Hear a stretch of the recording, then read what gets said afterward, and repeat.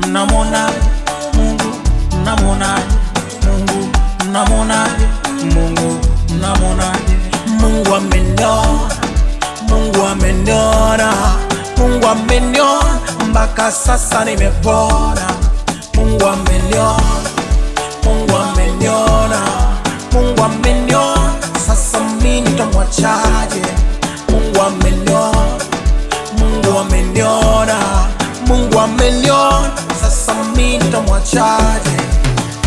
Dhambi zote na mateso yaliyonitesa yamefutika yote. Mungu ameniona. Zile lahana za mababu na mabibi nimesikia zimetoweka zote. Mungu ameniona. Watoto wakali walionifanya nimkose Mungu wote nimeachana nao. Mungu ameniona. Pesa nilizokuwa na dhulumu kwa watu nimeacha tabia hiyo. Mungu ameniona. Niseme nini? Nifanye nini mimi? Maana ningepotea. Mungu ameniona. Niliteseka, magonjwa yalinitesa sana, sikupata dawa, lakini Mungu ameniona. Kaka unasikia, mama unasikia, dada unasikia, njoo utapona. Ninasema na wewe baba, ninasema na watu wote, Mungu atazami kabila wote mtapona. Wenye kulemewa na mizigo ya dhambi, njoni nyote, atawapumzisha nyote mtapona.